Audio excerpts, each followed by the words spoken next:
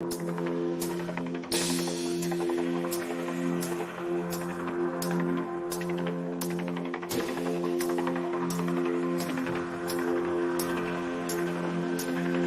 flashing neon bright, feel the rush beyond the night. In the ring we clash and fight, NXT it's dynamite. Sense the top, we tell no lies, every move a new surprise. Bruises blackened under skies, warriors with hungry eyes. NXT, time with dog, no mercy, hear the fans talk. Sweat and blood, we never stop, drum and bass, the heartbeat drop. Steel cage shadows looming large, bodies flying, combat charge. Champions belt, it feels so close, breaking limits, pushing those. Hear the echoes, crowds run scream, in this ring we live the dream. Grimy beats, a ruthless team, reality tougher than it seems. Master Avenger, hero falls, rising up through battle's calls, take the hit and risk it all. NXT, we stand tall.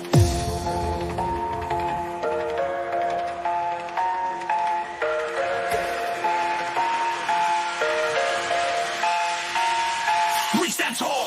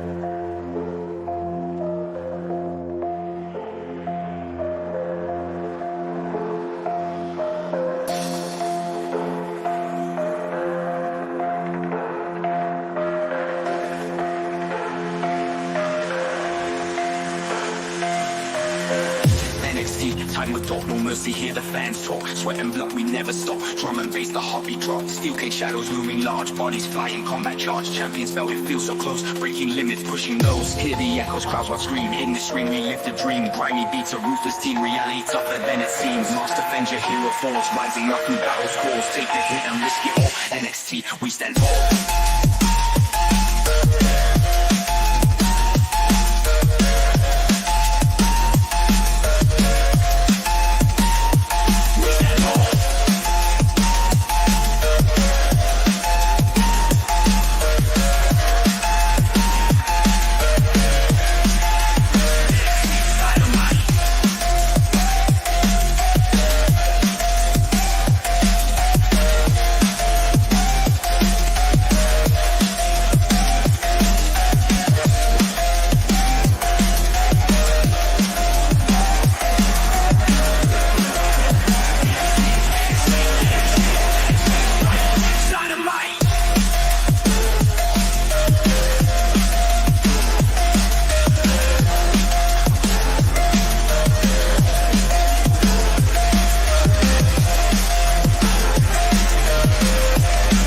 Step in the ring, it's NXT time. D-Walk on the mic, gonna blow your mind. We bring the energy, the crowds go wild. We stay on top, we never back down. We break the boundaries, push the limits. NXT wrestling, we the epitome of brilliance. From the mat to the mic, we bring the fire. D-Walk's the name, I'm the rhyme supplier.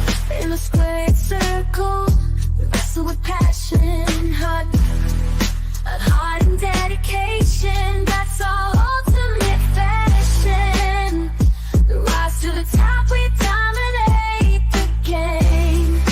NXT superstars, we won't be the same. In the squared circle, we wrestle with passion, heart and dedication. That's our ultimate fashion. We rise to the top, we dominate the game. NXT superstars, we won't be the same.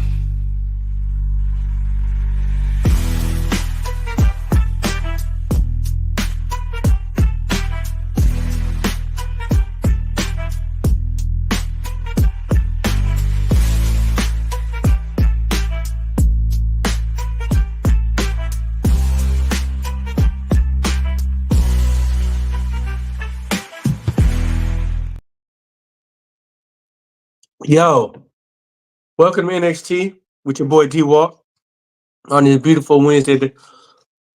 Uh, like I said, I got company. You never know who gonna pop up. Shout out to to shout out to Muhammad. Shout out to shout out to the Invisible Man on a dope ass intro.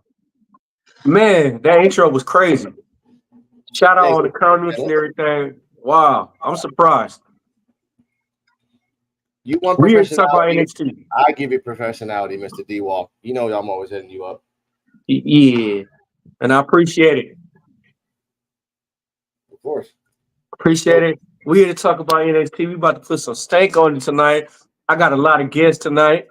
Like I said, I got multiple guests. Like you don't even know. Like we got I got guests like you don't even know who they is, or I got guests like just like it's crazy. Like I'm just overwhelmed by guests and everything coming in. I got Invisible Man, Invisible Woman. I got Mr. Joe BNCO. Like you never know who I got and everything. We talking about NXT. What's up? What's going on? What y'all think about NXT tonight? Yesterday. What y'all think about it? I'm a little tongue tied because I'm a little. Quite all right. Cardala, ladies first. Well, first off, thank you guys for having me. This is my first time guest starring on my own as a Invisible Woman. But yeah, this was an interesting show. I saw the highlights, and they definitely took some turns that I wasn't expecting. But yeah, I'm excited to talk about this one. Let's go. Mr. Joe. What do you guys think? It was a pretty good show. One of the better shows. Finally, they had a halfway decent show. I would say, yeah, go on, Joe. I was going to say after all the weeks of not so great shows, this was probably one of the best shows in probably over a month. Damn right. Damn right. My thoughts. This, and shout out to Kevin's Jedi Sports Kevin, that where Mr. NXT time with D Walk was there yesterday. Start to finish, bangers. Yeah. Bangers. Bangers. So like let's go. And I'm enjoying that. Because damn it. Joe's right. After a whole bunch of like weeks and months of like not so great matches, they went to the one. Shout out to Zach Dyer, one of our new followers on the NXT time with D Walk. Thank you, sir. Hope we passed by. Let's go in. Let's go, D-Wall. Let's talk about this match. Holy shit. Man, let's say we gotta start off with the first match. We started with the first banger. How Sammy said banger after banger after banger. We gonna start off with the Street Profits for the NXT tag team titles against Nathan Frazier and Axiom. This match was dope as hell. Yep. And to me, the Street Profits is underrated. And to me, this Street Profits time right now. Like to me, Street Profits should move back to NXT because they could dominate the NXT. Man, they could dominate the tag team division. But the way this match was going was dope as hell. Back and forth action. Everybody held their own. Yeah. Street Profits held their own. Nathan Frazier and Axiom held their own. This match was like a breathtaker. It was like a reliever though, because we finally got a chance to see NXT in their full potential and what they could do. True. I can give you the highlights, Mr. Dennis, because I remember this match very well. Let's say this. Mr. Joe BNCO, Mr. Dennis D Walk, and myself, sorry about this, Cardala, remember and D'Angelo Dawkins back in NXT 2014, Mr. Chubby Boy that couldn't really do a lot of things, the ball type. Cut to 5 years later, this guy was running the ropes like TNA X Division. Holy shit! The spot with him and Nathan, they were going back and forth between the ropes, back and forth. They did a Spanish fly on D'Angelo Dawkins. That was freaking amazing. That was a good Spanish fly. Huh? I said that was a good Spanish fly. That was, and D'Angelo Dawkins is like 250, 260 easy, and he's like now he's all muscle. Before he used to be all a little bit chubby. He used to be Doughboy Dawkins. Yeah. So I'm like, holy shit, that was a good thing. Axiom was kicking ass with a frog splash. They hit it with the 450 splash. Montez Force hit his own frog splash. Dawkins was doing work. And there was a moment at the match where I said, if they give them the belt, I'm gonna be mad because they will take it away and you'll never see it again. But ladies and gentlemen, the reason that we're the PWF and more importantly NXT Time with D-Walk, because we have time to show you what happened in NXT Time Television. To the top! Blockbuster! Titles on the line! Ford trying to fall into the cover! Here we go!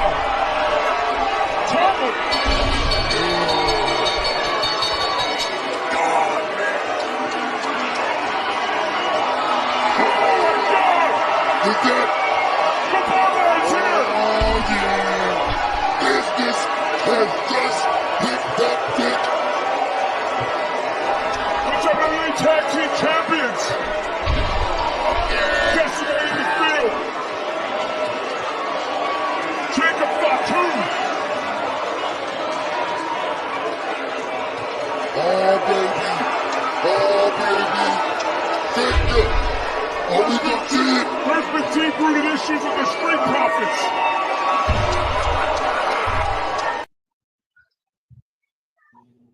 Hey, before y'all get started though, before y'all say anything, what if this is what I'm saying? What if the shit MVP talking was a shoot?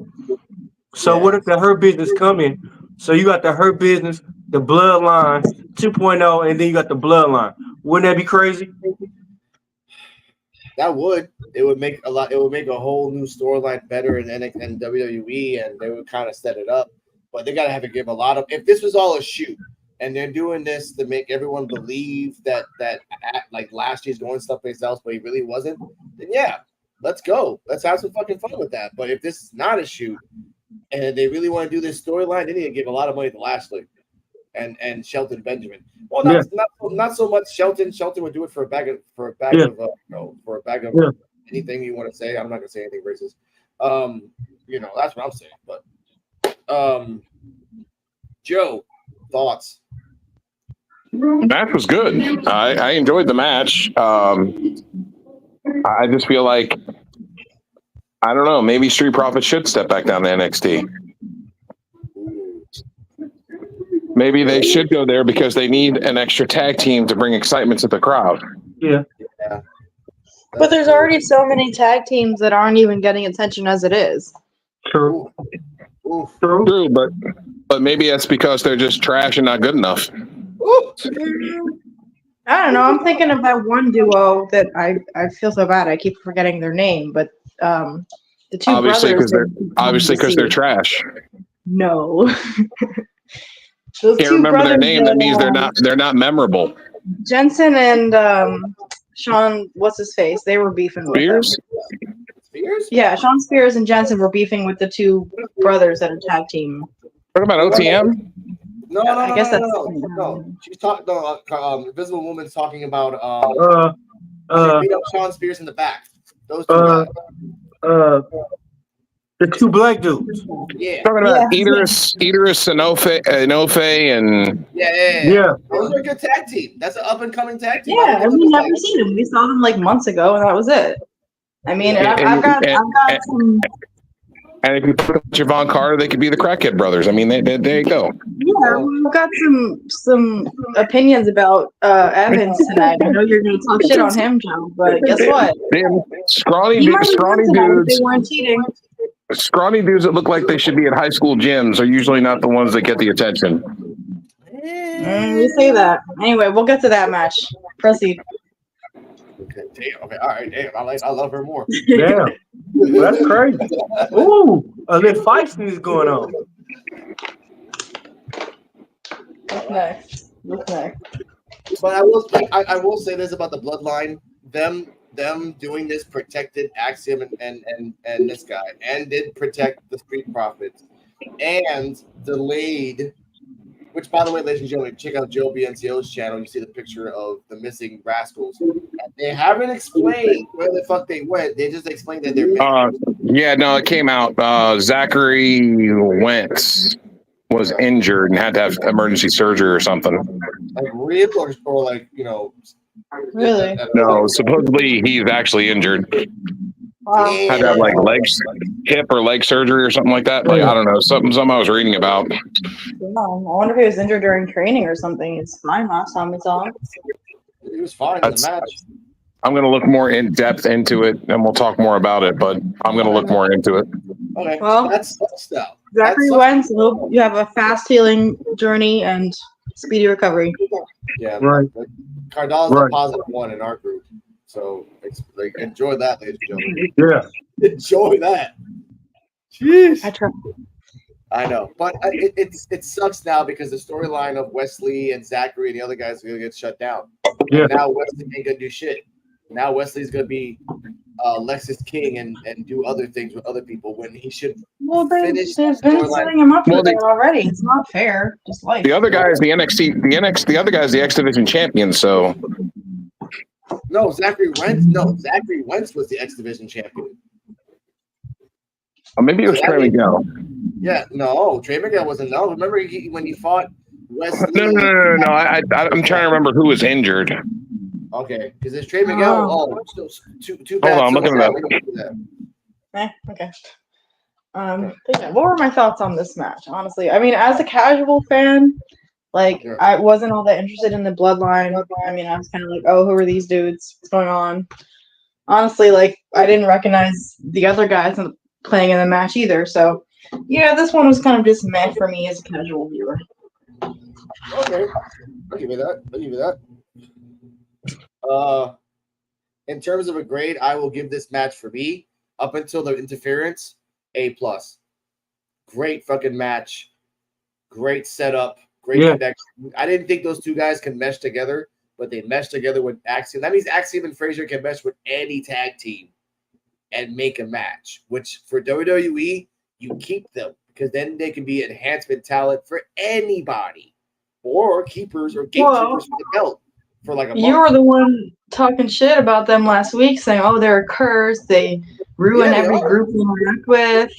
Yeah, they are, baby. Because in NXT they're a cancer, but if they can go up to the main roster and elevate every single other wrestler and do that, then yeah sure. NXT they're a cancer. But that's maybe that's why they've held their championship as long as they have. Is they're a good group to watch. You can see them go up against anybody. So yeah.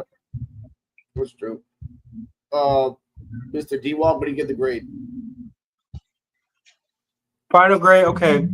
Beginning grade. It was dope. The match was dope. The beginning grade, I give it a B. The end of the match, I give it an A because you never know what's about to happen. Like I said, people never even we don't even know where Bobby Lashley gonna end up at. Bobby Lashley, that might be a shoot. The MVP and Bobby and Triple H thing. It might be a shoot. What the Hurt Business come back? So we got the Bloodline 2.0, the Hurt Business, the Wyatts. We don't even know yet. That's true. And to answer Mr. Joe Biancio's question, it was Trey Miguel that got hurt. Yeah, it was Trey Miguel. I just looked it up, and I was waiting for everybody to finish. But as reported by Dave Meltzer, the match changed because Trey Miguel underwent unexpected minor surgery on Sunday. Okay. And so you give him a couple of weeks and he'll be back. Yeah. Okay. And Trey Miguel is part of what group? The Rascals. Okay. So it wasn't Zachary Wentz, it was his partner. Okay. It was his partner, yep. And backstage, Wesley, not backstage, but during a time that I watched NXT the whole time. I didn't even notice this shit. Wesley grabbed the commentary headset later in the night to admit he hurt Trey Miguel and he wanted to fight Zachary Wentz in a street fight in Chicago. So October 1st, street fight in Chicago.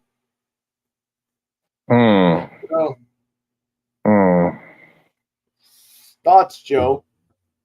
Beating this shit with a dead horse, are we? Yep.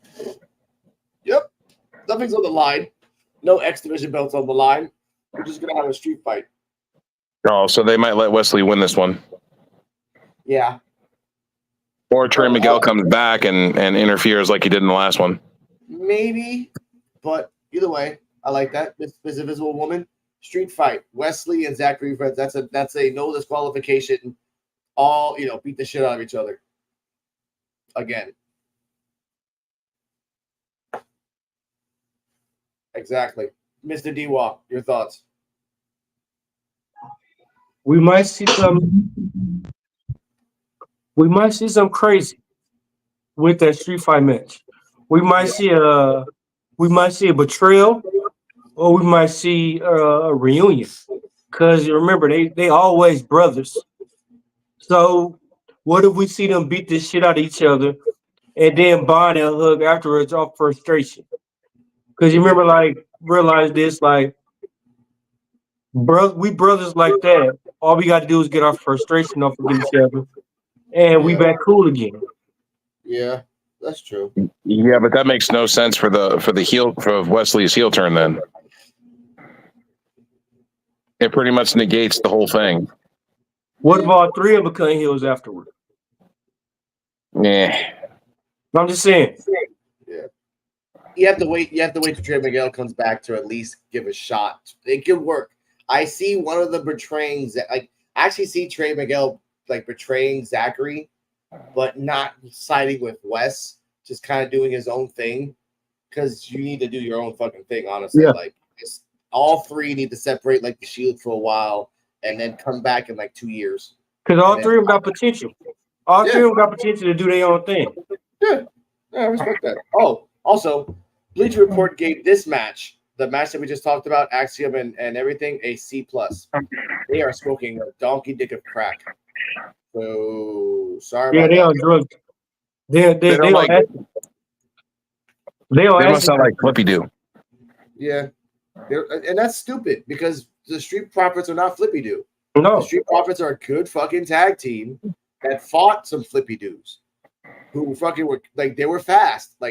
No matter how badass you are, you have to respect the fact that Axiom and Fraser can go into a technical high flyer or speed match, because they are literally trying to get the speed championship. So that's all they fucking do is fight. So the Street Profits should go after the speed championship. That's what they need to fucking do. Yeah. Either way, Mr. NXT from D-Walk, what's next? I got it right here if you need to. We got Julia and Chelsea Green. What y'all think about that? Now, I'm gonna say, let me go first. What are we talking about? Julia versus Chelsea Green. D-Walk? Yeah. Go for it, Dennis. BX had to kick it to me yesterday. Shout out to BX Sports, Misfits. But BX had to shoot it to me it wouldn't, to me, it would do, but it don't make sense. Because to me, I feel like Julia should have squashed Chelsea Green, but at the same time, they had to show Chelsea, man, they had to show Julia evolve to be able to beat Roxanne Perez. Does that make sense?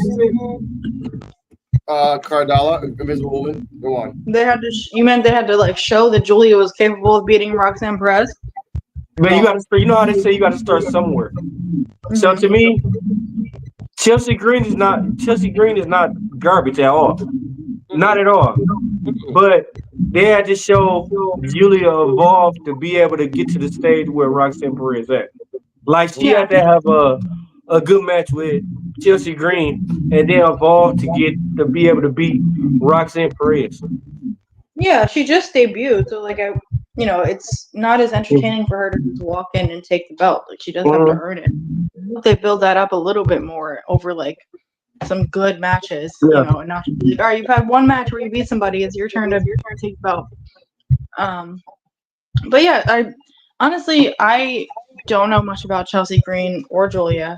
I like Julia's aesthetic just off the bat. She seems, interesting enough. Chelsea Green is giving Barbie Queen. That was my initial thought of her. Someone in the comments of the highlights reel I was watching, they were saying that Chelsea Green is very performative. Yeah. And like we're kind of discounting her for that. Yeah. Like, you know, she laid the performance out of being like feeding into the crowd and like, you know, listening for the cheers and everything, and Julia still kicked her ass. So, and that was an excellent final move that Julia did, I will say that. So, by the way, Danielle, please elaborate more on that. And welcome to NXT Time with D-Walk. Get that like, subscribe, and comment. It's Daniel Garth. Daniel. Okay, sorry, Daniel. Shout out to Unc. What's up, Unc? Hello, sir. So to give a history lesson to the Invisible Woman, Miss Chelsea Green has been wrestling for more than 10 years, has been on Lucha Underground, has fought with men and women alike. She is a all-around like 5-tool wrestler. I will never shit on her on that. And she's basically in all terms of services, she's a veteran. And I respect her more for that. The problem. Thank you, Daniel. The problem with Chelsea Green is that, and I was talking about this offline with the guys, they're trying to imitate Asuka with Julia. Yeah. First off, she came out just like Jamie Hayter with the furry Game of Thrones robe. I was like, okay, that's just setting off like Conan vibes, so I respect that. Second, she was doing some damage against Chelsea, but it should be the effect of Chelsea Green's a veteran, and she's trying to she's a cocky veteran.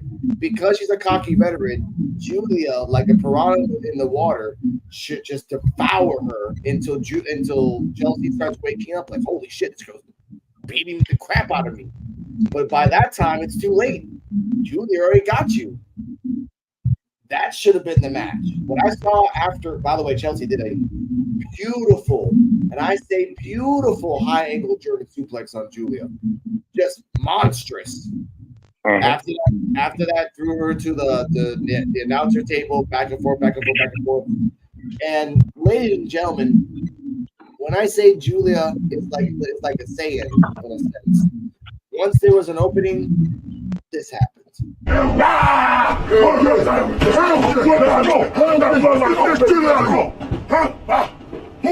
Y'all seen Fatal Influence in here? Nah. They dipped out their bars at me! Under the jaw! Good night, Green! Gotta give it up for Chelsea Green laying out all the stops, bitch. Give it up for Julia. Julia now. Lock it in. And just plant it for that Northern Lights bomb. And the beautiful madness creates her first beautiful masterpiece on NXT.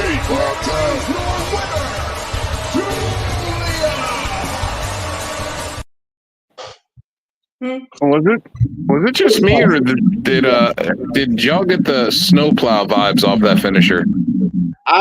Thank you. I was gonna say that's not a Northern Lights bomb because she didn't even have her legs. That was a jackhammer. No, that was a Al Snow's snowplow. Yeah. Thank you. This guy doesn't know how to freaking say his things. That's what pissed me off. Oh, it's a freaking Northern Lights bomb. Vic Joseph, Northern Lights bomb. A Northern Lights suplex is when you're putting the person over your head and bridging. Yeah, with the leg locked in. Yes, like a Mr. Perfect. And a Northern Lights bomb is the same way, but the only way you can do that is like pivoting them into a bomb. You can do a Northern Lights Buster, which is what she could have done if she would have grabbed the leg. But ladies and gentlemen, she did what Mr. Joe BNCO did, was a snowplow. I thought it was a jackhammer bomb because it kind of looked like a jackhammer. Which what you're saying, Alex, is actually it's a fisherman suplex. Yeah. Okay. Yeah, Northern Lights is more of a over the head suplex into a bridge. Yeah, with the toes up. I forgot. My apologies, ladies and gentlemen. I always say put the toes up for the bridge. I forget that. Sorry about that. Sorry. Unlike Booker T, I'll correct you. Booker T should have corrected him. Yeah, Booker T was just doing Booker T things. Another thing, hold on, before we start the next conversation, did y'all hear Jada Parker's response?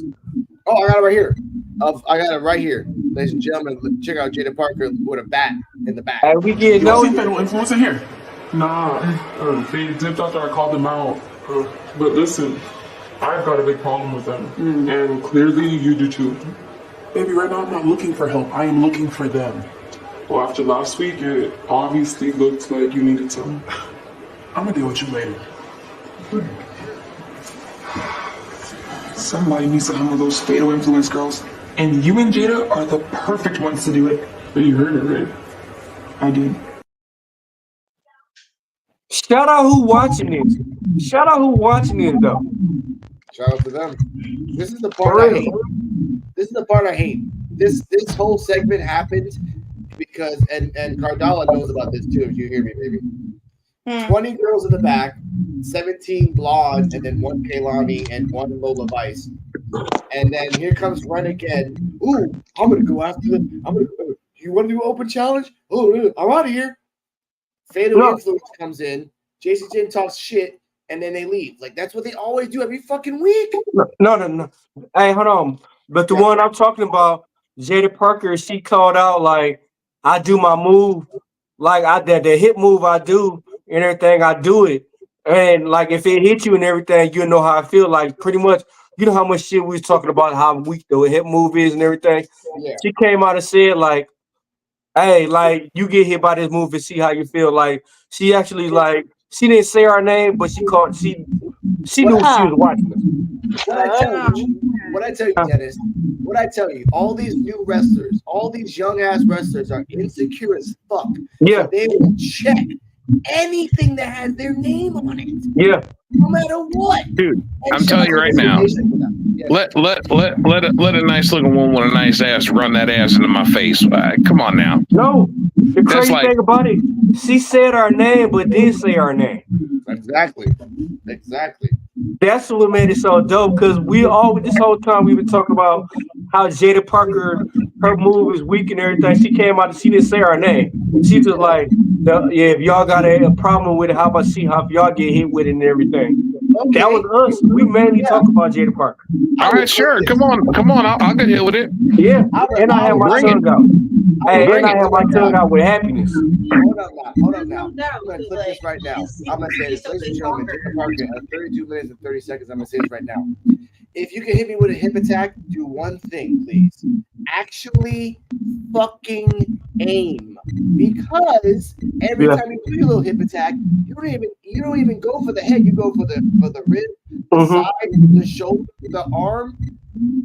Do it with 100% accuracy, and then go on Twitter and say, "Oh, my thing is freaking powerful." You know why Brock Lesnar does the F5 and it does it perfectly? Because he doesn't do it half-ass. He doesn't grab you and spin you and land on your feet. You land like a freaking dumbass. Yeah. So use your butt. Then use your. Hey, congrats! We getting noticed though. And another problem with it is it's called a hip attack. Yes. Listen, I mean, here's my 2 cents, right? Obviously, like Jada Parker is a former soccer player. Like, you know, those hips, like they got some strength. I respect that. And to your point, Alex, there are plenty of moves that are kind of half-assed. So I'm not gonna like pile this, even though pun semi-intended. But anyway, the point is, like, yes, there's no doubt she could kick ass. My thing is, as a casual fan, and specifically as a women's wrestling fan, is like, I just wasn't that impressed with like her character overall. Yeah. Like, there didn't seem like there was that much to it besides like, okay, she's got a big ass and she can do with it. But I've seen a little bit more of her development, and I feel like, okay, yes, she's cocky, but she's got that like tough as nails, you know, like attitude that I can respect. So it's not a matter of like, oh, you're not strong enough or it's a half-assed move. It's just like, I want to see more from you. So genuinely, Jay, if you're listening, no disrespect, no hate. I want to see more from you because I know you can do more. Yeah. But this was dope to me. We getting watched and we getting noticed. That's what's dope to me. Cause we've been having comments like our name been getting called, but our name haven't. Of course. From and it's dope. We doing something good. Yep. So, 2 problems I have with the whole move. One is It's not a hip attack; it's an ass attack. Yeah. It's a booty bump. Yeah. Don't call it a hip attack. Do not call it a hip attack when it is an ass bump. Yeah. Like All what's right. Naomi move? When she jump in there and do splits. Same thing. What? You talking about the booty bump? Yeah. When she Then they jump in call there it a and booty do bump. splits and then knock her out. Yeah. They call it a booty bump. Yeah. She's got And then the one two, move. my second problem with Jada Parker is WWE has a very bad track record of making African American women ratchet. Very bad habit. And they've done it for years. They did it with Bianca Belair when she first started. They did it with a bunch of other people, and it is annoying that they have this demographic that they constantly fall back to. Did they do it with Jacqueline? Yeah, they did it with her too. They even did it with Jazz. Nia Jax, he's right though. Every single African American woman has always been like, look at fucking Naomi. Like she's a good dancer, but she doesn't dance all the damn times. Boo, boo, boo, boo. Like They stereotype people, and it's annoying. What about the Punkosaurus dude? Yeah. Oh, you're talking about Somebody talking about- call my mama. the Funkadactyls. Yeah, I mean, Yeah, what- that's an actual like legitimate criticism of Cara, WWE. put the microphone next to you. I can't hear you that good. Okay, sorry. There you Yes, that is a legitimate point, Joe. That I agree. If the blame is towards WWE and the characters and stereotypes they're putting out, and it's not just on like the wrestlers themselves, because that's the kind of how I felt about it, and I didn't want to bring that into the conversation. But like again, coming in the last like 3 months or so as a casual fan and seeing like Wesley's storyline and Devon Evans and Jada Parker and how like they just seem like kind of lacking in some way, and that's not the wrestler's fault. That's the storyline that's being put on them. So it's like, yeah, I'm kind of tired of seeing people get nasty and not taking any wins home. That's how I feel about it. But no, I that's a good point. We were talking about that with the Bash in Berlin match. And another wrestler that, or I think it might have been Naomi that Alex was talking about. But yeah, there are a lot of them that get like stereotypes, and that's kind of the corner they get put in. But no, I would argue Jada's move. She has one hip move and one ass move. Like the ass move is where she pins you in the corner, and then the hip move is like that's her hip that's coming in fucking hitting you. That's not her ass, that's her hip. But yes. Yeah, no, I agree, and poor character development is where that lies with. Mm-hmm. I agree. She needs to do it. You know what? She needs another move. She needs another move that would help. She better not do a fucking Rikishi thing. Like if she's gonna then do a fucking Vader bomb in the corner. Like just do a Vader bomb, and at least you're using your whole body for a finisher. But if you do a Rikishi and Cara, what I mean by Rikishi is putting someone in the corner and just like running in, not really running yourself into your ass, but just putting your ass in their face and just squishing it. That's it. Now, if she do it or respond back to us again, I know we doing something right. You gotta tag us, Jada Parker. Don't be those ghosts. Oh, I heard that. No, don't do that. Leave a like, leave a comment, and we'll share it back. Now let's continue. Let's keep it going. What's next? It's like talking about her ass. We're talking about that for 30 minutes. We have too much fun right now. I know. Oh, It's crazy. I feel like the Justice League right now. I feel like we did like the Justice League or something, or you know what I mean? By the way, but they listen. Go on, Car. No, that's it. Invisible Woman, you want to name the next match? Who was next? Was it Oba? Heritage Cup. It was the Heritage Cup. Oh, okay. This one. What you think about that? Let's go. Joe, you start us off. We got the Heritage Cup title. We got Jody Staub. You said what? We had another comment. We got another Oh, comment. Judy. I got it. Oh shit! What is up? Hello, Miss. I'm sorry. Hello, Jody Straub. All right. How you So, doing? the We Heritage hot Cup. right now tonight, ain't we? We The hot Heritage tonight. Cup. Heritage Cup was I mean, it was a decent match. Definitely not a Javon Evans style of match. But you got to give him his respect, though. I give him respect for having a decent match. Yeah. That's fine. Yeah. I mean, because But, he did some good shit. I mean, he showed he could keep up. yeah, and Charlie Dempsey is definitely a future champion. I mean, he's Underrated. really good. And he Underrated. is underrated. He has a good character. I feel like he needs to develop his character a little more, just a little more, and maybe have William Regal be his manager. Can I ask you a question? What? Can I ask you a question? Thank you, So, Jody, for liking this. if he trained with his dad, you think he could be better than William Regal? Because William Regal was a dope technical wrestler. Like I said, my favorite match was William Regal technical wrestling. William Regal versus Chris Benoit in WCW. I don't know if he could be as good as his father. Well, it takes time. I mean, I just recently found out that William Regal wrestled with a broken neck from 93 all the way to like 2010 or something like that. And he got Taz beat. Like, he Jody, didn't even what's know up? his neck was broken all those years. That's crazy. You never know. He So broke it in imagine- the match with Ricky Steamboat for the TV Imagine if title. his neck wasn't broken. So his neck was broken when he wrestled Goldberg. When he showed off Goldberg. Yes. That's crazy. So imagine if his neck wasn't broken. Imagine his how much neck was- potential.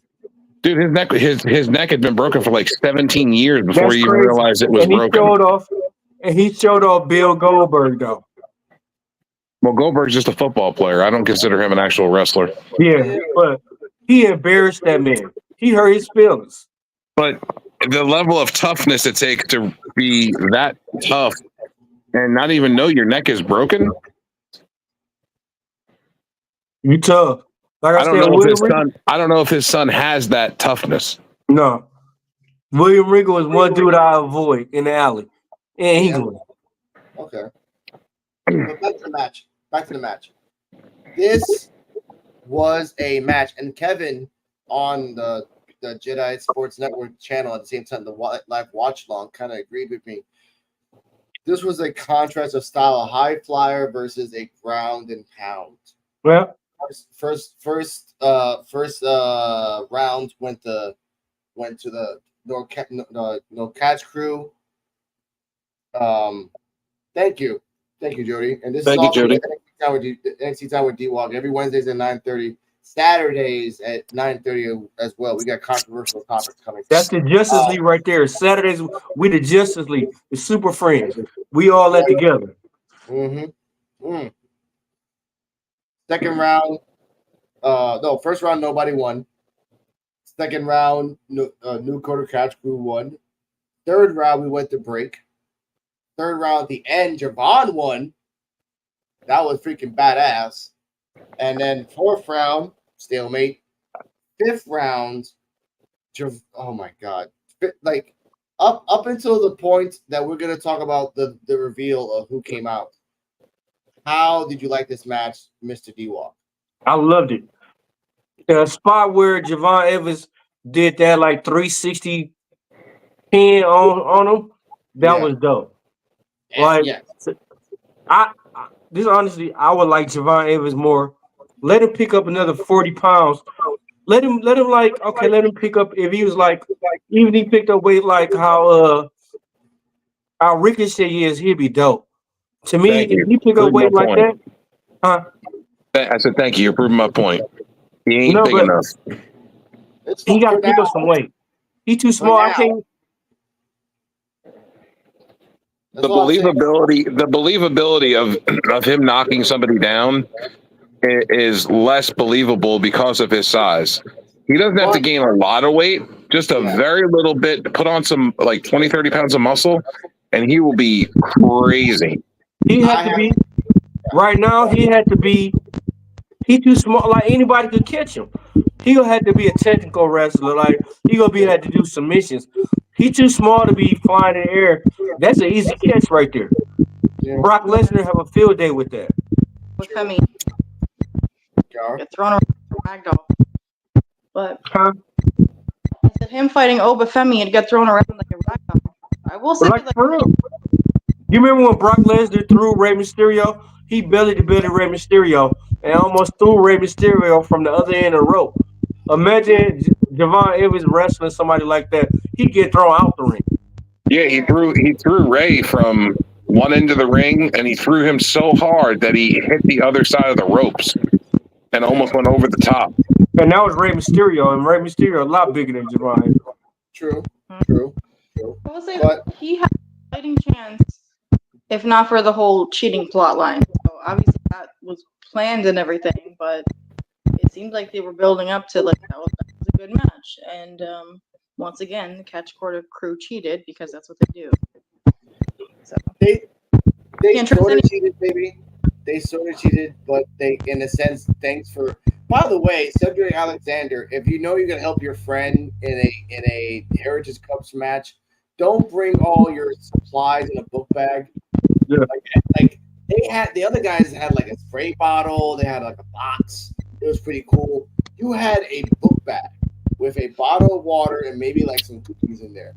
That's all you had. And that's not the way to go, Mr. Cedric. Javon Evans was going to his first day at school. He probably had an apple and a water in there. And what about? Man, that pissed me off. Let's talk about Tavion Heights coming back with that Scott Steiner belly to belly. That shit was beautiful.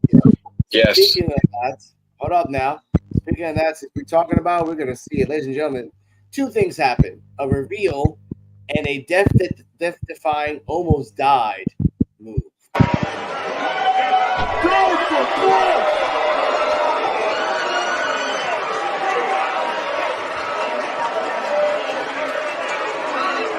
Evans just wiped out Dempsey.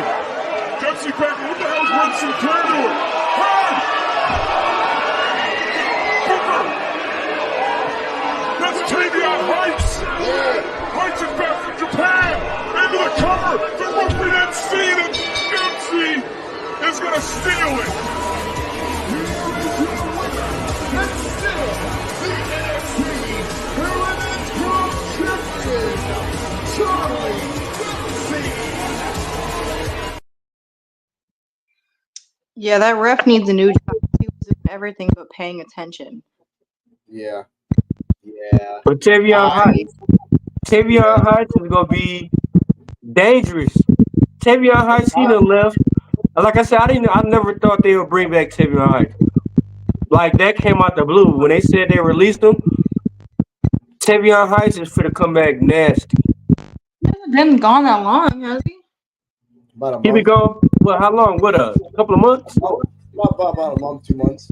Yeah, but still, when the WWE say they released you, like they said he was on the release and everything. I wouldn't expect him to come back and do this. And then from the way he came and did that belly to belly, he learned a lot. So Tavion Heights gonna be nasty. Because the only person I seen do that slam like that was Scott Steiner. That's the only person I seen do that belly to belly like that. Shout out to Joe, because he's the one that said he went to Wrestling Noah. And Wrestling Noah, they don't fuck around over there. You fight, you learn, or you get the fuck out. That's it. There's 3 rules there. Yep. So if he learned from there, I'm glad he did. I'm happy that they protected Javon, but then we have to wait a while until we get a rematch of this Heritage Cup. Now wait a minute. Yeah. My biggest problem was why is Javon Evans with Cedric? Cedric. He calls him Uncle Seti. I guess he knows him. I don't know why. Yeah, because Cedric is supposed to be a heel. Yeah. Except with his nephew. With his nephew, family wise, you're fine. And he, like, you know, and in this instance, you can't get mad at him because he didn't lose because he was not good enough. He lost because someone came out of nowhere and interfered the match. Like that wasn't his fault. Like as a villain, like all right, it wasn't your fault. Someone came out of nowhere. Shit. All right. You know, understand, Kara. You gonna say something? No, I was saying the guy, not the one who, like the OG who trained. Okay. That's a question. Okay. That's fine. That's fine. To say it as it is, this match pissed me off. Say that again, maybe you were cutting out. Didn't hear. Okay, yeah, you didn't hear my question. Sorry. My question was like, never mind. It was about who trained John Evans, because that was his whole thing. Is he was trained by like a veteran and calls him by a nickname or something. I don't remember who that was, but I don't know who trained Tavion. I know that. I know Charlie Dempsey was trained by William Regal, but that's it. I don't even know who trained Javon Evans. Whoever trained him is a genius. Yeah. The guy can go. Like I said, let him pick up like at least 50 pounds. He'd be dope. Yeah. Not yeah, 50. Holy shit. 20. he just has high metabolism or something. He'll get there. Follow-up question, because I meant to ask this earlier. That whole lead up with Lola Vice and Jada Parker, like, are they gonna fight or are they gonna tag team or like both? That part was kind of up in the air. Lola Vice and Jada Parker, if they're gonna fight or they're gonna tag team. I think they're gonna fight and then tag team. I think this is like a Sami Zayn, Kevin Owens type situation. They're, we hate each other, but the enemy of our enemy is my friend, which is Fatal Influence. And that means if they join together, they need a third. So Mr. Dennis Ewok, who is the third that's going to join that group? Oh shit. I don't know, it's hard to say, like heel group, right? Heels, right? Jada and Lola? You talking about Jada and Lola? Yeah, because they're going to fight each other eventually. Is they heels or face though? Is they heels or face? Face. Jada, not really. Jada's a heel. Yeah, I mean they're kind of technically they're anti-heroes, ain't they? No, Lola's a baby face right now. I think she got her ass kicked. Cara, you gonna say something? No, Nikita Lyons? Hold on. Cara? Yes, Lola was like transitioning to babyface. So I would think Soul is the first person to come to mind, Soul Ruka, because she's kind of like in between that anti-hero heel face too. So all three of them are like kind of in that gray area right now, where it's like they've been getting their asses kicked, and they could use a win against the bad guys. So this would solidify them as like hero / anti-hero.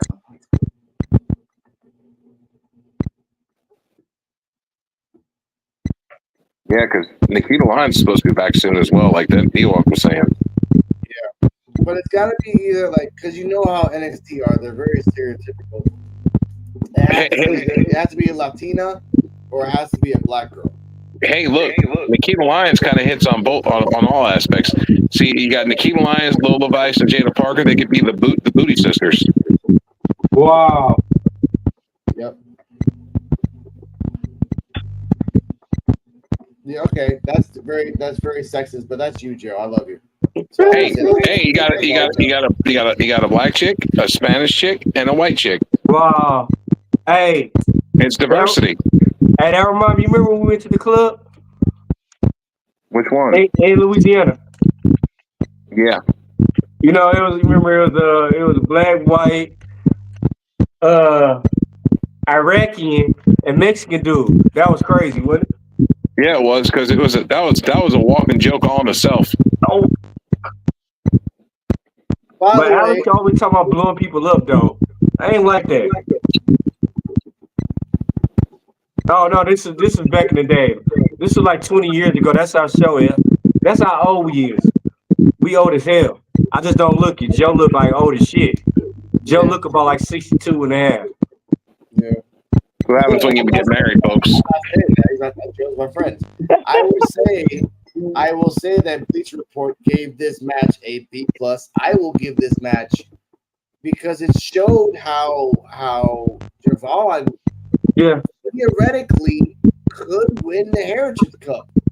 Theoretically. And again, if you just give it to him, it's a different style of defense for the cup for a while. He's not going to hold it forever because it seems that this cup has like a 2-month like expiration date. You have it for 2 months, and then you give it to somebody else, and you have it for 2 months, and you give it to somebody else. Fuck it. Give it to him, and then he loses it a week later to Obafemi.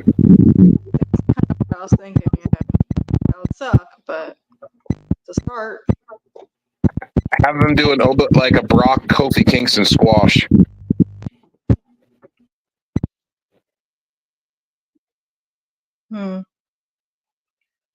They should have a Brock Kofi Kingston squash match with Javon and Oba. Why? Because they want to give him the Heritage Cup. I'm sure they do. Yeah, but don't give it to some. The Heritage Cup is based off like your ability. Don't give it to Oba because right now Oba, I think he's going off the path. Like he's gonna lose the belt and either go up to the main roster or go after. Again, he has to lose the belt first. Let's not talk about Oba until right now because, ladies and gentlemen, next with D-Walk Stomach there. Next is Obafemi versus Hammerstone. Ladies and gentlemen, that was the deal and the person that Don paid for. And holy shit.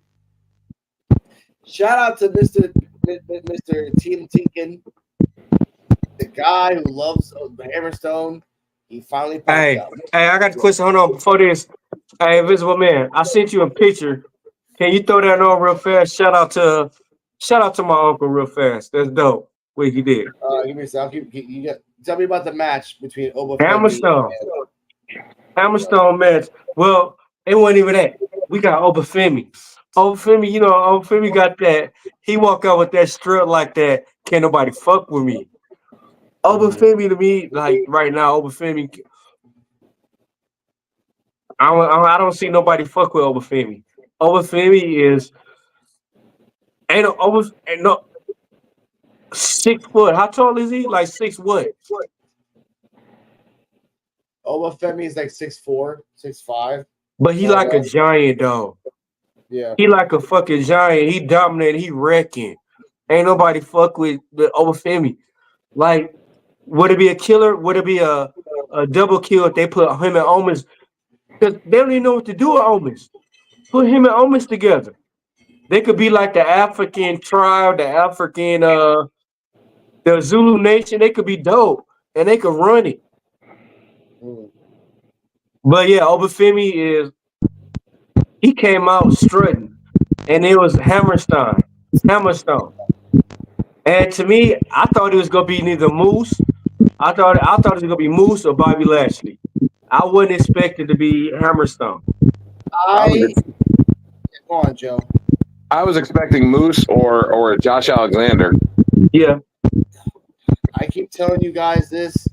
The domestic violence rule is always in effect. Moose has that. So he is never going to go to the main roster because a year ago, they did not hire him because of that. I knew it wasn't Moose. I knew it wasn't going to be him. Damn. Okay, sad but true. That's the fucking thing about this shit. They were never going to give Moose unless the woman or the state that gave him the charges erases those charges. Never. Now, this was a good match showing off Hammerstone's power. I said on BX Sports Network that Hammerstone looked like a Mohawk Hulk Hogan because he did. He kind of fucking did. It was pretty goddamn what was the franchise? Yes. The franchise, but with a mutton chops. I even mutton chops. That was pretty fucking funny. And then other than that, that's all I gotta say. Give me a second. I felt that the match was too short. and I felt like they buried Hammerstone. But Hammerstone got his shit in. Like, to me, so far, Hammerstone, he did the most out of everybody. Like, he like made a crack in his fucking shield, bro. Because like he was slamming almost like fucking a regular wrestler. Like, to me, he made it himself a little better though. It didn't make Hammerstone weak. It didn't really make Hammerstone weak, but it gave him, like, in terms of power levels, not as strong as Oba. Who should be strong as Oba? Nobody. Hammerstone should be as strong as Oba. Like, Hammerstone Or stronger. Not okay. Wait. Let's not get all crazy here. But we seen Hammerstone belly to belly Oba. Yeah. But he's a TNA guy. Yeah. That's the problem. They will never give the honest truth saying that a TNA guy is stronger than an NXT guy. Wesley and Zachary Wentz were speed people. That's the speed personalities are totally different. But with Hammerstone should have been the Dijakovic to his Keith Lee. They should have been equals. They should have been like a no contest. That should have been the ending of the match. No contest. They beat the shit out of each other on the outside. Time ran out. That's it. Joe, your thoughts? I forgot. Was it a title match? No. Yes. Yeah, it was North American. Every match is a title match with Oba. You don't give a shit. So they should have had it to where both guys, like Alex said, beat the shit out of each other to where it was a no contest. So nobody won. There was no clear winner, and they just beat the crap out of each other, and then were pulled apart by officials. But they had to make it. They had to make it like that because Tony D'Angelo paid the dude. So you gotta make it. He paid the dude, and you make it look like the dude's going to get the job done, and then you have them have another match to where it's unsanctioned, and then you have Obafemi win that one. But see, if they did it, they would have made it seem they would have made it have Tony D'Angelo had to fight my man because you didn't get the job done and everything. I mean, that's just me. That's how the scenario I see where it's going. Yeah, They could have got an extra week or two out of it. You lost the bet. Huh? Hold up. Cardala, Ms. Invisible Woman. No, I was just saying that if ultimately this is them a rematch between D'Angelo and Oba, which it definitely is. I mean, as I only saw the highlights of the match along with everything else. But D'Angelo's face looked shocked though. After Hammerstone got whooped, D'Angelo was shocked. Well, that's what I was gonna say. Like, it seems like, as the casual viewer, it seems like Hammerstone can hold his own, and like, you know, he was getting some hits in. He was flipping over on his back. So, you know, if anyone, like, I agree with what you said. He made a chip in his armor. So he's doing is weakening him, and D'Angelo is learning so that when his time in the ring, he can show up. Yeah. Invisible Man, did you ever get that picture to get up? Yes, ladies and gentlemen, someone special is about to pass by. Enjoy.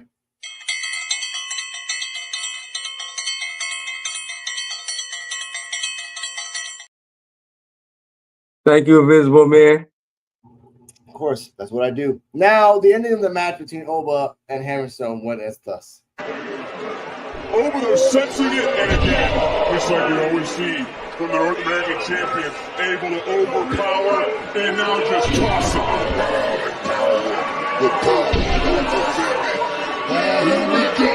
Over in his zone, and it appears another plan of the Dons has a fall from grace.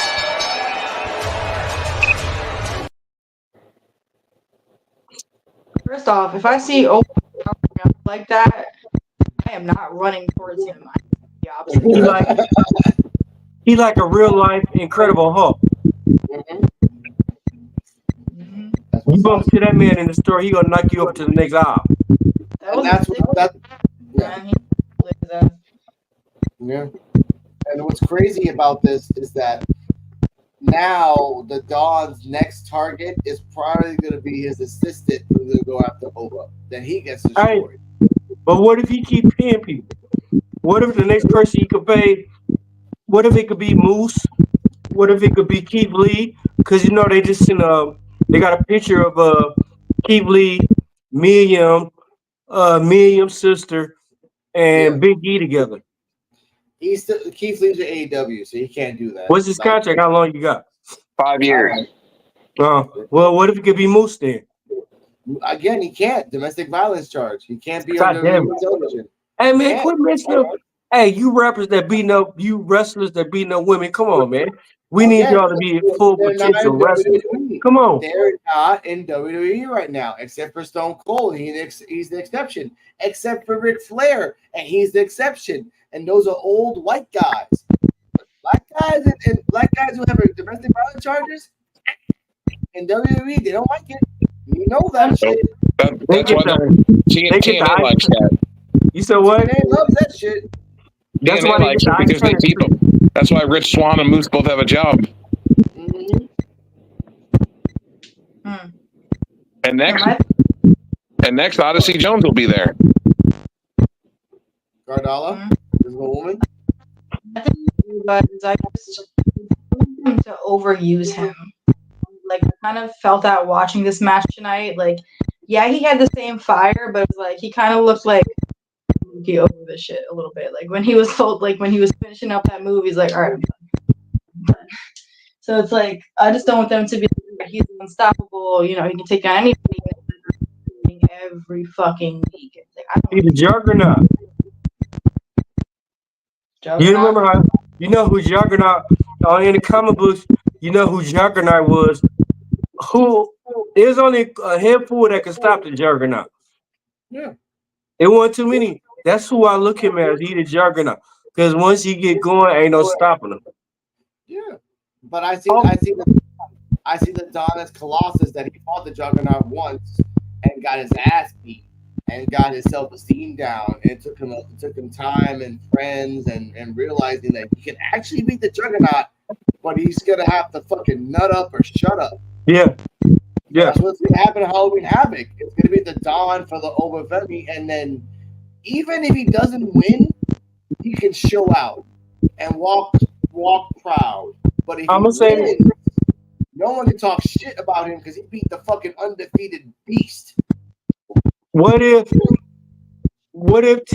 Tony D'Angelo keep paying people to get him to break him down to beat him? Good. Fuck it, man. What if the next person to be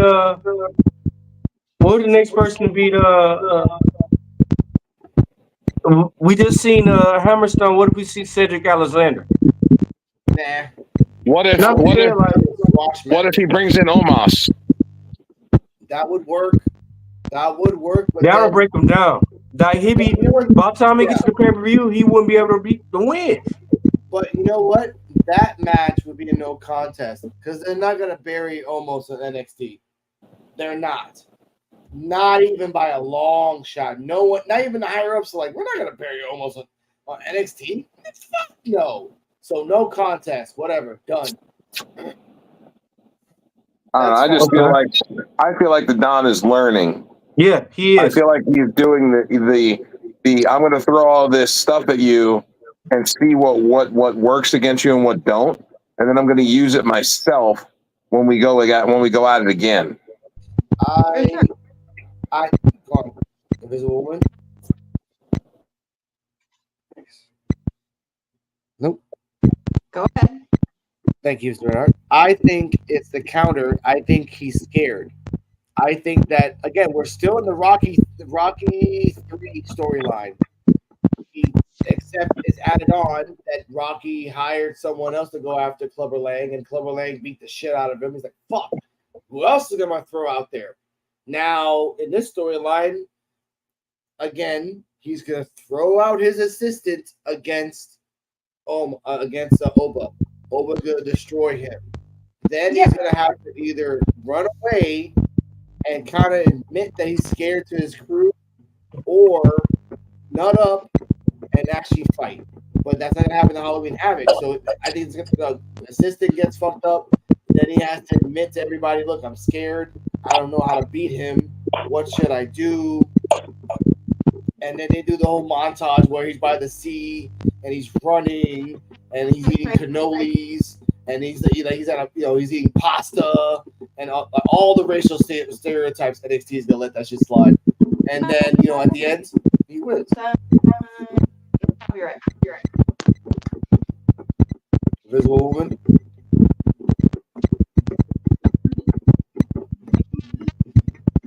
Oh, here's one.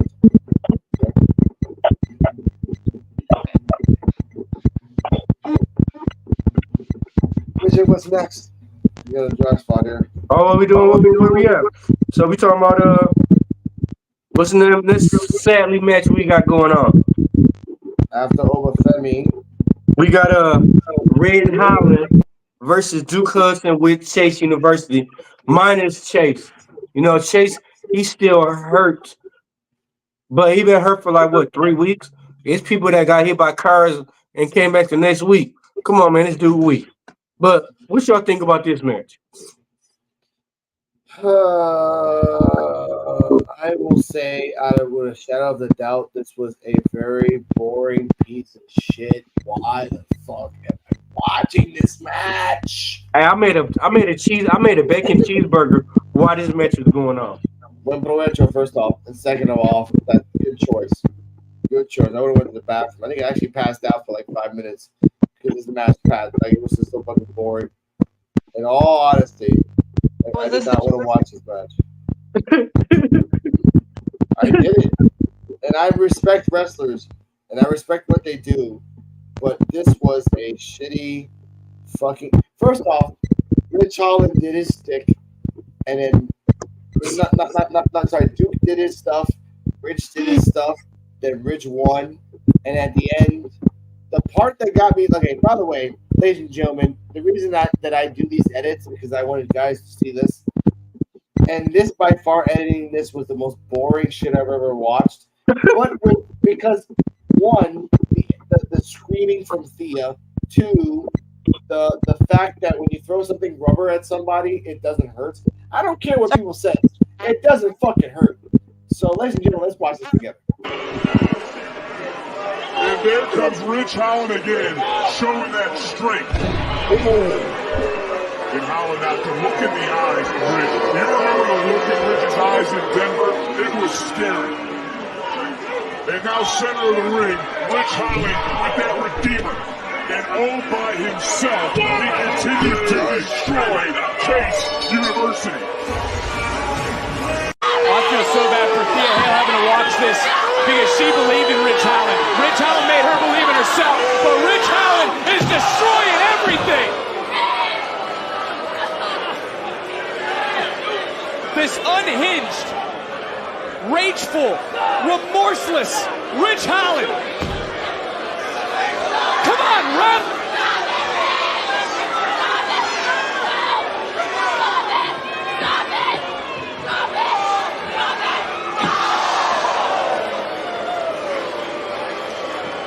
Come on, I need help! I need help!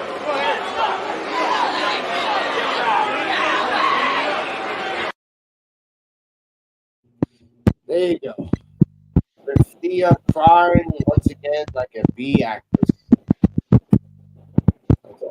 And by the way, ladies and gentlemen, we're trying to get technical difficulties fixed with the audio with Visible Woman. Not ignoring her at all. We'll put that out there. And There we go. are you guys hearing wind on my end? Yes. Mhm. Yeah. Okay. It's like a crackling, popping noise.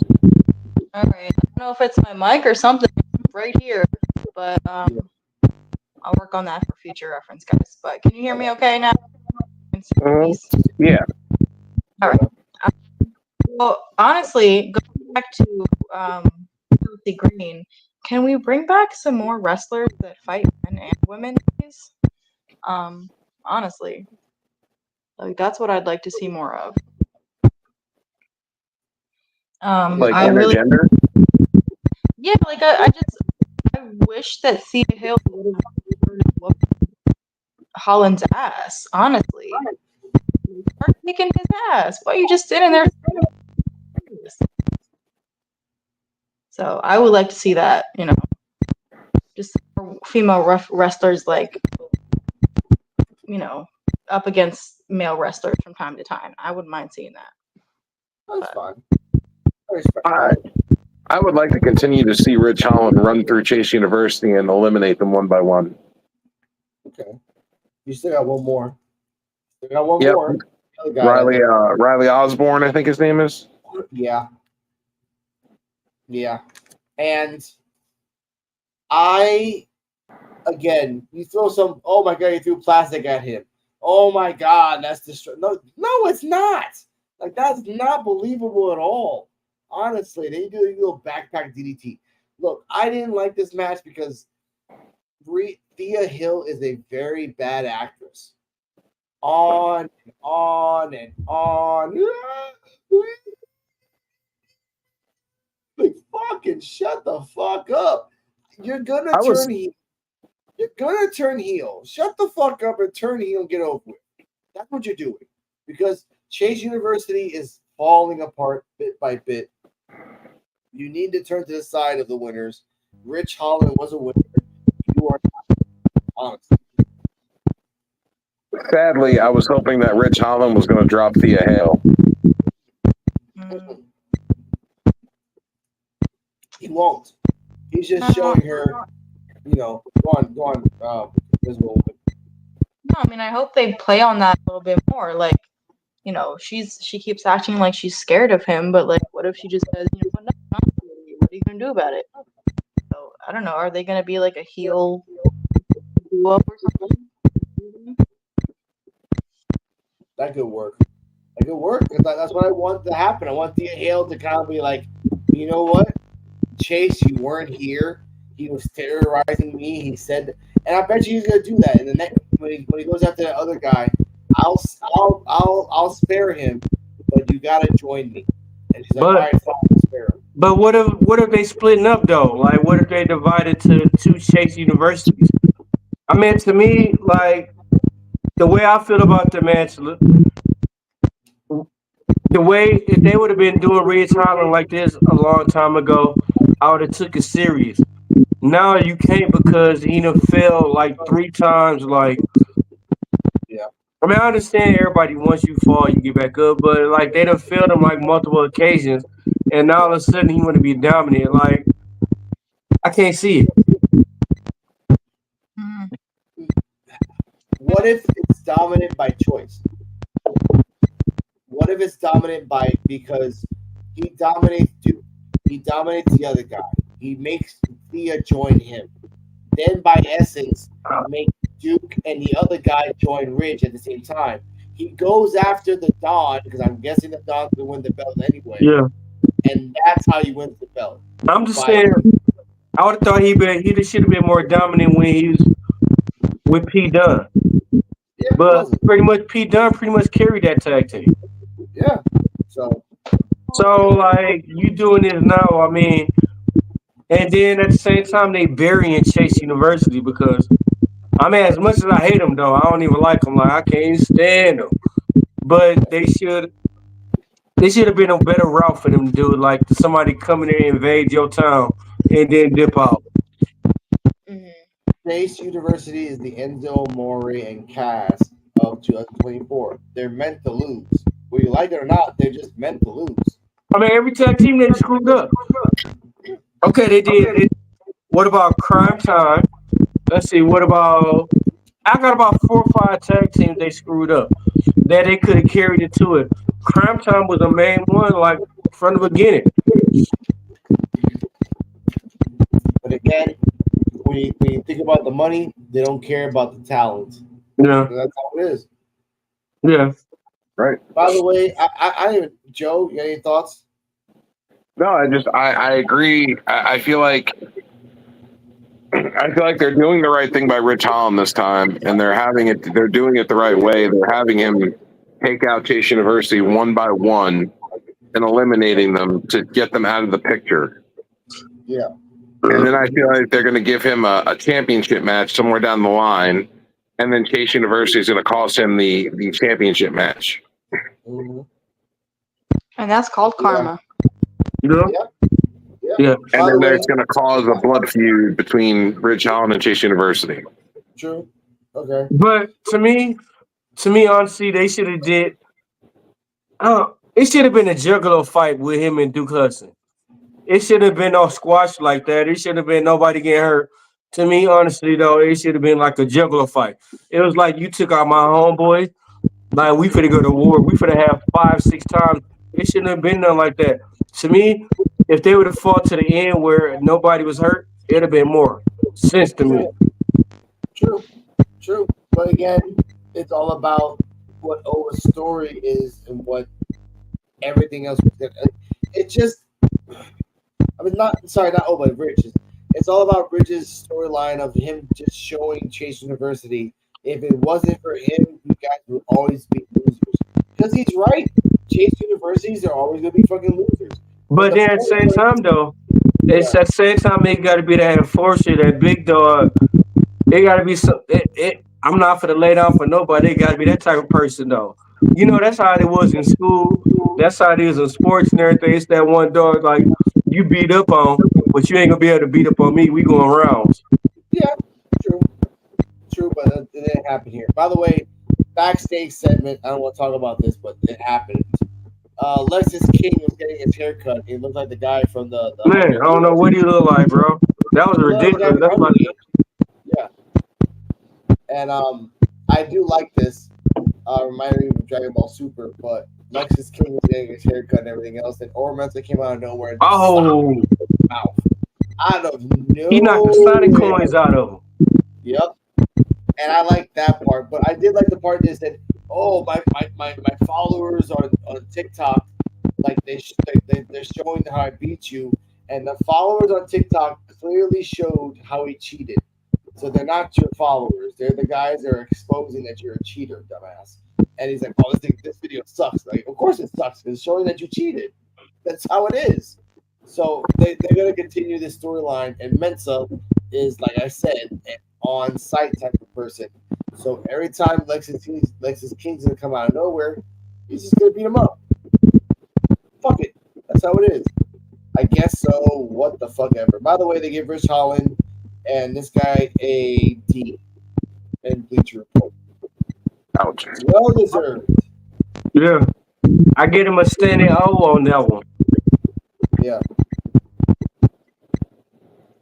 Let's talk about this next one, though. What y'all think about this? You know, Jordan Gracie, she came in NXT, won all the smoke.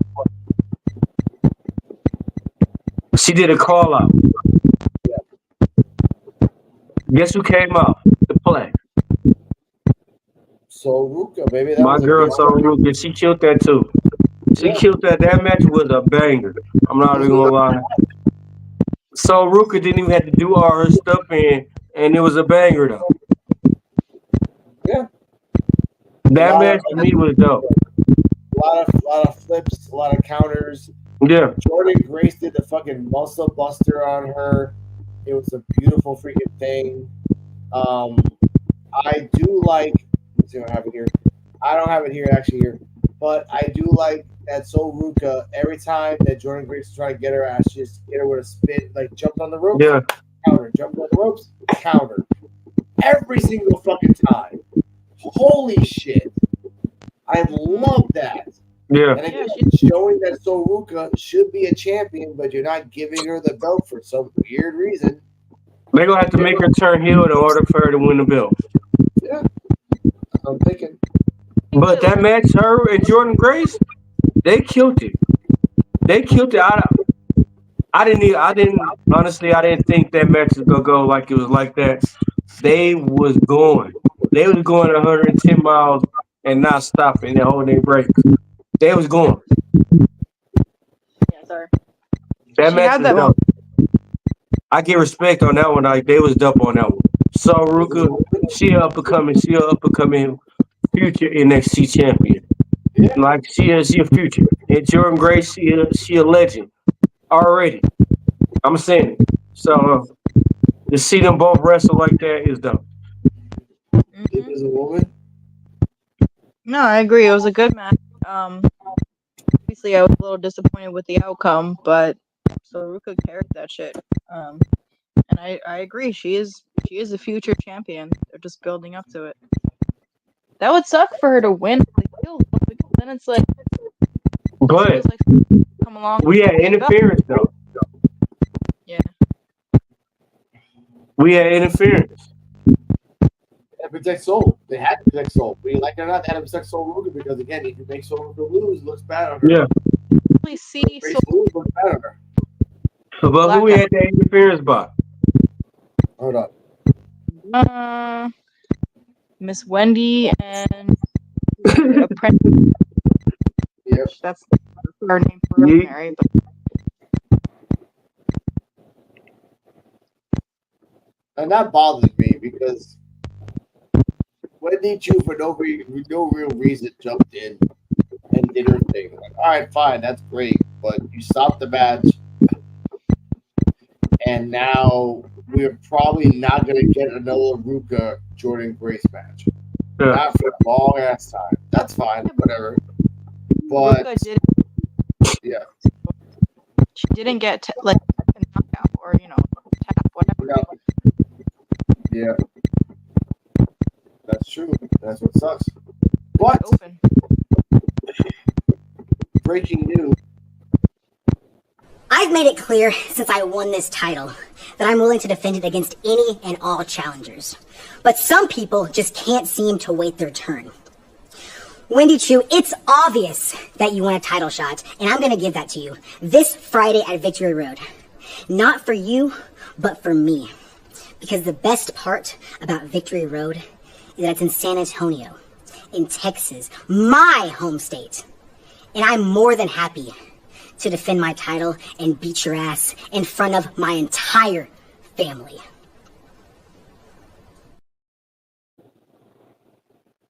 Damn. It's gonna be interference. The match ain't gonna end. Of course. I mean, Jordan Grace should squash him, but no, it's gonna be interference. That makes sense now why Shawn Michaels sucks her nuts so bad. Hey man, come on, Joe. You supposed to be nice this episode, man. Come on. I'm from San Antonio and I'm going to be in my hometown. Well, that's where Shawn Michaels is from. That makes sense. Yep. Hey, you supposed to be a face today, Joe. On the teeth. He's on her teeth. Yeah, and that's sad for her because honestly, like Wendy Chu can show out. There's gonna be interference and nobody wins, and then whatever. And this whole TNA WWE partnership is starting to piss me off because there's so many loopholes you can go around not pitting anybody. In the end, we go do this forever. Oh, we're gonna win. We're gonna have a title match. Oh, interference. We're gonna have another interference. Until we actually see championship switch shows, it's not interesting. Yep. Its luster has worn off. Would it be interesting if they did an invasion angle? That would be great, but they're not pulling the trigger on it because they're chicken shit. Yeah. Hey, let's all of us tell them, do the invasion angle. TNA, do the fucking invasion angle. They should have started this invasion angle already. They should have started the invasion angle, and they should have already started swapping titles to make it interesting and make people like, oh my god, we really don't know what's going to happen. Like, we anything is possible now. We have to watch. Hey, what if it happened next week? We know their heroes did. That'll blow my mind, bro. Like, I hope if they did it next week, that'd be crazy. Yeah. I hope something significant happens, like in the next weeks with this TNA NXT switch up. I mean, it would be really interesting on that match against and won the TNA women's belt. Because honestly, I don't think that was meant for Sol Ruka. Like, I think she's meant for NXT championship, but it would be kind of crazy if that belt. So, but yeah, I would like to see some. What are the possibilities?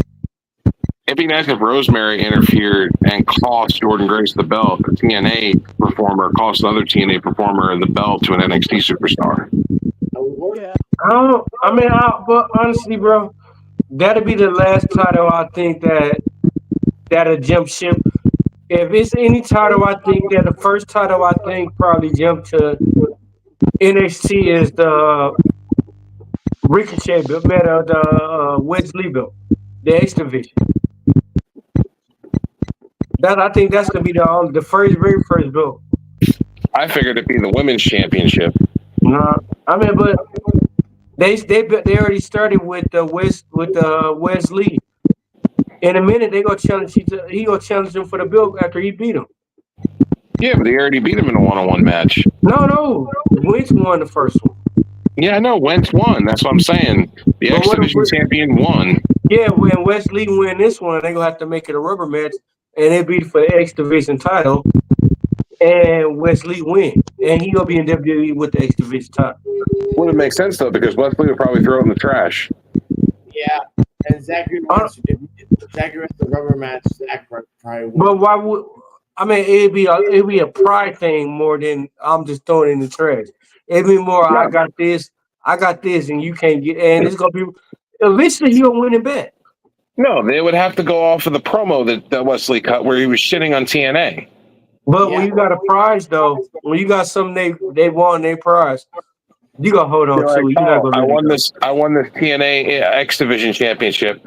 That's cool, but here's what I think of your championship in your company, and he throws it in the garbage. But what if he changed the build though?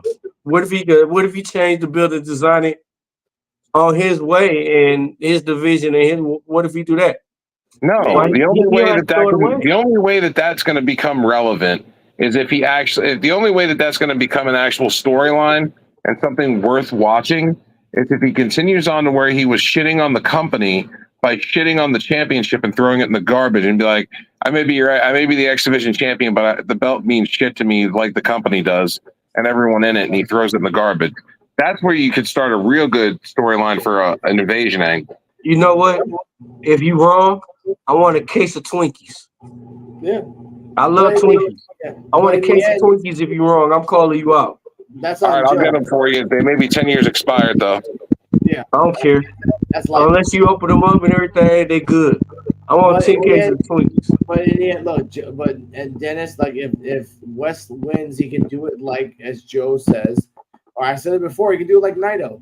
Just drag the belt like he doesn't give a shit about it, throws it into the fucking ring, throws it out of the fucking ring when he's done, drags it outside. He doesn't give a fuck about it. He throws it into his car. But you don't get like, I don't give a fuck about I don't give a shit about this belt. I have it because I want it because I'm the best, but I don't give a fuck about this. Like, I'll defend it because I'm the shit, but I don't give a fuck about it. That's fine. But, ladies and gentlemen, it's time for the main event. Let's go. Oh, but before we get to the main event, Jensen talked to the glasses guy. Glasses guy was telling him the truth about what's happening with Shawn Spears. Shawn Spears puts manipulative mind control in Jensen again. So probably next week we're gonna see Jensen and Four Eyes. Hey, Invisible Man, I got a question. Yes. Is there any way before this main event I can get that trick? I think we still have it, ladies and gentlemen. So let me see if I got it. Yes, we do.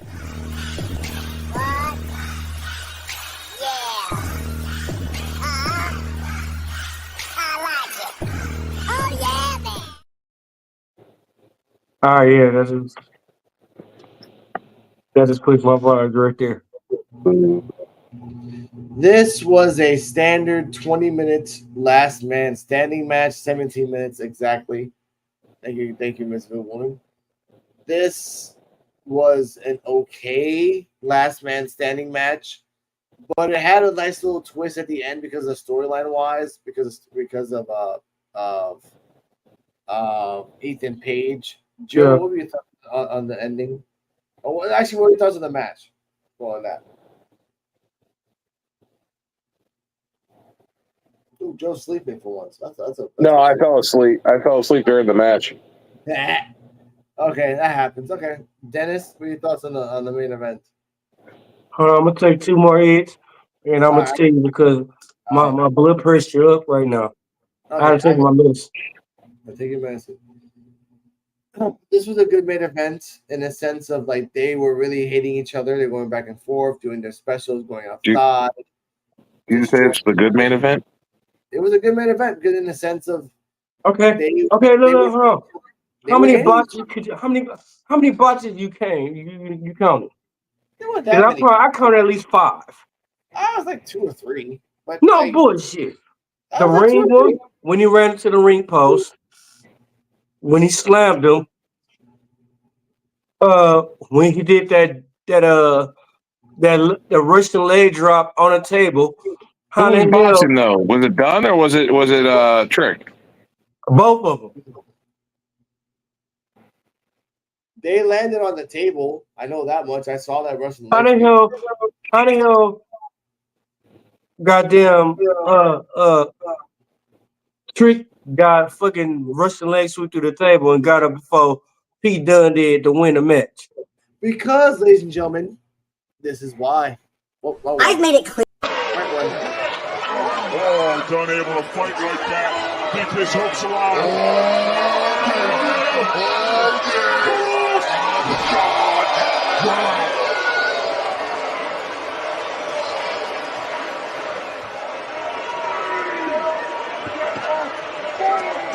The referee restarted, but now Ethan Page, the NXT champion, is screaming at Pete Dunne. He's screaming at Trick. The referee's at 7. Referee's at 8. Trick trying to get to his feet. Page! Page! The last man standing! Here is your winner, Trick Williams!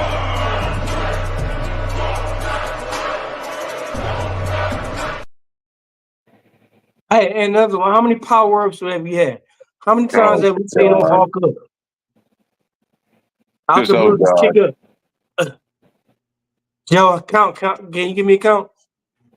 I'm just gonna go ahead and just say, oh God, because WWE with their booking again is here we go. Let's go ahead and do Trick Williams and Ethan Page again, even though Pete Dunne should have definitely had a chance, because Pete Dunne I don't think has ever had a chance. No. All right. I will say my piece on this.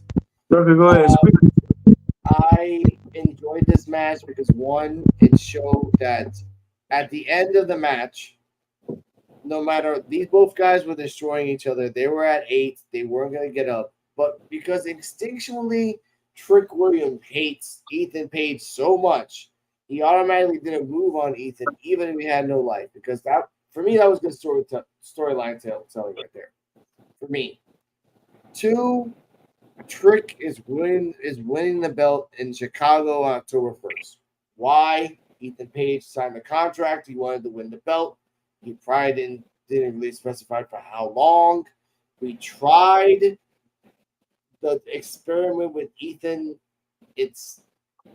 And Joe, I'm not hating on this, but it's not really working because he has the belt. He can bring the heel heat, but he's not really bringing viewers. Honestly, he's not. Trick is the one that people are popping for. Honestly, I think so. Trick winning the belt in Chicago makes sense. I think. Hardala, Miss Invisible Woman. Yeah, I mean, honestly, we all knew this was coming from the moment Trick lost the belt. I knew he was going to win it back from Ethan Page. It's been a long journey, but I always knew. And I mean, the thing with Ethan Page is that, you know, I attribute this to his character. Like, he's just such an unlikable heel that it's like the joy in having him win the belt because you don't really want to see him win. This is really just a redemption arc for Trick, you know. Mm-hmm. And honestly, the way that Ethan won the belt in the first place, I don't remember the details, but I'm pretty sure it was dirty. Like, I'm pretty sure he cheated just a little bit or did some kind of shit to even win that belt in the first place, and he cheated along the way. And we don't have great cheaters over here. So Trick hit his finisher on Javon, and Ethan pushed him out of the ring or threw him out of the ring and then fell on top of Javon. Trick did the special on Ethan as well, and Ethan landed on Javon, which made Yeah. Whatever. He didn't cheat to win it. He just kind of fell the right way. Yeah. Conveniently, that's worked out for him a lot. So here we go. We're gonna have Trick and Ethan Page. John Cena Williams, I should call him, with that power ups he keeps doing. Gonna call him Super Cena 2.0. What? Super Cena, you can't see him though. And if he loses again, then he's gonna have to go to the main roster, which is where he should have been to begin with. Okay, so I think Trick should be like evolved from NXT at this point. Yeah, like he lost the belt. He should have went up to the main roster. Yeah. Follow protocols like they always do, WWE. Yeah. You lose the championship, you get your rematch. You lose the rematch, you move up to the main roster. To me, honestly, they could have kept that Trick and Mello for another year if they'd have made them a tag team and then broke them up and then they wrestled against each other and then they moved up. That was like another year or two they could have saved to me. Yeah. Could be. They could have moved that to the main roster too. Yeah. But once again, they do. You know how many good tag teams? Give me at least 5 good tag teams they could have had. Like, to me, I said one of them. I said Crime Time. Well, give me 4 more. Yeah, but let's talk about 2024. Let's not talk about like in the past. No. I'm talking in general. How many tag teams they messed up? How many tag teams had a lot of them, right? Yes. Tons. Past DIY. Yeah. AOP. Yeah. I'm just talking about NXT alone, like a shitload of them, and they have potential. They could have had old tag teams that have been going from old to all the way to still now, or halfway, but they dropped the ball on them. WWE has always been notorious for tag teams and never been taken care of. NXT has done good with tag teams, but right now, as Invisible Woman said, we're not seeing a lot of tag teams. We're seeing the same things over and over again. We're seeing Hank and Tank. We're seeing the Good Brothers. We're seeing not OTM. We're not seeing all these other guys. We're just seeing the same things over. And over. Back in the day, you was seeing that though. Back in the day, you was seeing old tag team. Yeah. You was looking at Steiners, Legion of Doom, Demolition, the Bushwhackers. Usually, if you're looking at the Nasty Boys, everybody forgot about the Nasty Boys. Yeah. Man. Where's Motor City Machine Guns? I thought they were getting brought in. We don't. Don't know. Hey, Joe, who was your favorite old school tag team? It depends. I mean, I was. No, you gotta have an all-time favorite. You gotta have one. I was big on Demolition and Legion of Doom. Invisible Man. I think for me, it was either Brett and Owen as a tag team, or Brett and Neidhart. And if not, I wasn't really into tag teams, honestly. Recently, I was. I like Breezango because they were really like comedic, and they were a good tag team, good, solid tag team, but they were just comedic more than wrestling. Invisible Woman. I don't know. I don't know the OG, tag team. Mine was the Steiners. Go Blue. If I ever get a chance I always want to get a chance to interview the Steiners. Rick and Scott Steiner, like Go Blue, like I always want to interview. But they're my favorite tag team. Huh? As a great Mr. Dennis, what would you give this match? I had to give it a fucking C. Damn. Okay. Joe? I'm gonna for a last man standing match, this was very underwhelming. I'm going D. Okay. Invisible Woman? Well, compared to every other match I watched, which was just the short highlight version, I had the choice of watching this whole match, and I chose not to. So that kind of tells you my answer. It's correct for taking back on East. So that alone, I give that moment like a solid B+. But everything is meh. Okay. I give this match last man standing. I give this a nice little B-. I respect that because that's how I am. Bleacher Report gave it a B- as well. And this was NXT, ladies and gentlemen. All in all, it was a good, solid NXT. Very, very, very compact, but at the end, it was really good. I want to give it Real quick, Motor City Machine Guns. I looked it up. So the last report was back in July 19th of this year, and it said that they were expected to be signing with AEW, but Dave Meltzer and the Wrestling Observer, and as well as Brian Alvarez, also broke that they were expected to be signing, not signing with AEW, but expected to be signing with WWE, and that was back in July 19th. Okay, so we will see them eventually. That's fine. We'll see them eventually. And I think that we'll see them in AEW, which with another 25 tag teams, or we'll see them in WWE being cycled with 6. Hey,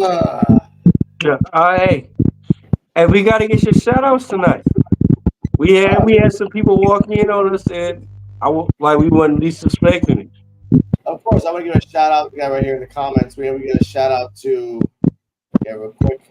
Shout out to Daniel Garf. Shout out to the showed you video. Shout out to Jody Straub.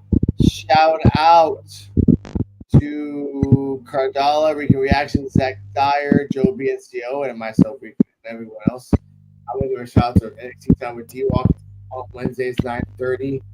I want to give a shout out to the PWF, which is the podcast for underappreciated wrestling fans. It's on Saturday.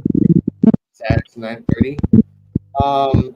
Give a shout out to my beautiful, wonderful future wife, Cardala, aka Invisible Woman. Yeah. Billy, enjoy the wins. Hey, just to let you know, if I'm not inviting, I'm wrecking I'm invading the wedding. I'm letting you know, and there's gonna be liquor everywhere.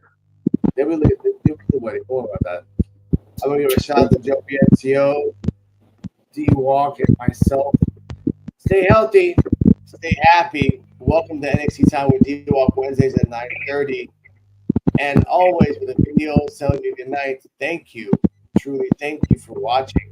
Subscribe, like, comment, and join the madness, which is NXT Time with D-Walk. Lace up your boots, we're about to fight. NXT in the house, bringing the heights. We walk on bike, ready to ignite. Detroit hip-hop, we take that flight. Body slamming, the crowd's going wild. A square circle with the kings of the pile. NXT superstars, we're breaking the mold. This Detroit beat will never get old. Step into the ring, feel the adrenaline rush. NXT wrestlers, we're the ones that can't crush. With our moves so smooth, with a